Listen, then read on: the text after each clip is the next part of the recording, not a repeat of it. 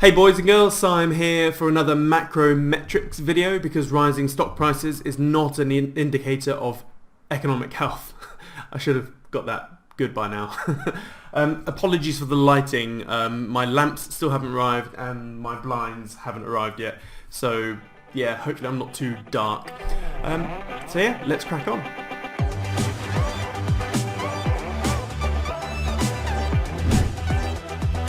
Right, so it's now towards the end of August. We're getting very close to that cliff, and that cliff is the end of the UK furloughing scheme.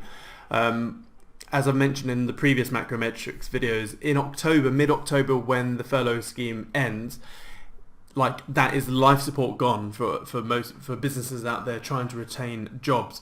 And I think that there's going to be a massive cluster mess of unemployment. Unemployment is likely to shoot through the roof if good old Rishi doesn't,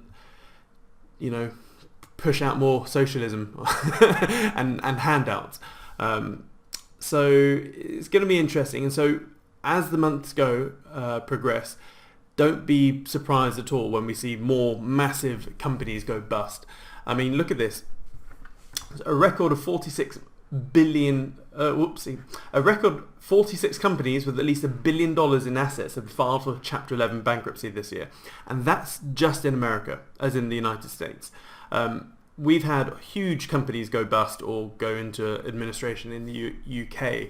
And it's just, I think people are absolutely barking mad. I mean, when it comes to, the stock market, because they're looking at, so let's just get the FTSE up. So in fact, let's look at the mothership. What I call the mothership is the S&P 500, because every stock market on the planet emulates the S&P 500 and the Dow Jones Industrial Average. And as you can see here, it's been on a massive tear. We are above the highs as in the pre-COVID highs right now.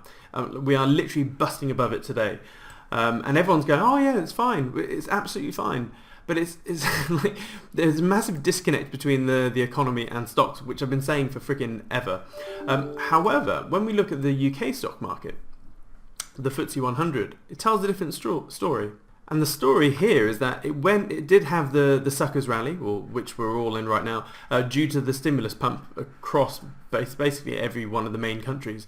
But it's massively plateaued. It's gone, if not sideways, down. Compared to the S&P 500.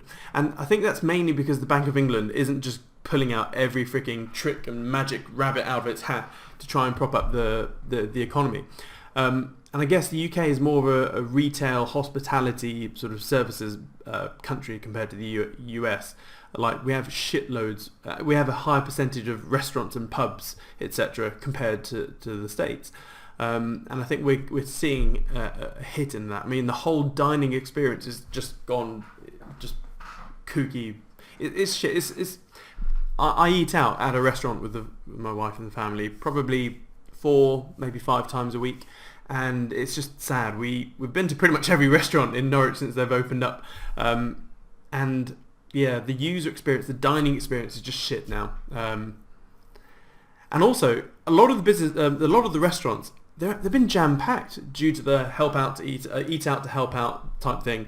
But the thing is, even though the restaurants are jam-packed, most restaurants have less seats. They've had to socially space everyone, so they're running at 50 to 70% occupancy or capacity. So even if they are full, they're not really full. And there are loads of restaurants with minimal, pitiful margins, so that they needed to be pretty much full just to pay their rent and stuff. So I think the high street's going to turn into a freaking ghost street, as over the next couple of years. But that's all I've got for you now. However, the next video is going to be really interesting because there is a thing called the Banking for All Act. It hasn't passed just yet. I'm trying to keep track of the progress in this, but I'll be spending a whole video just talking about the Banking for All Act, and this is basically saying that by January 2021, we are going to have the first introduction of the digital dollar, as in the crypto-based version of the dollar. So that's pretty interesting if it gets passed. Obviously, it hasn't been passed yet, but I'll keep my little eyes on it, and I will see you soon. Toodles.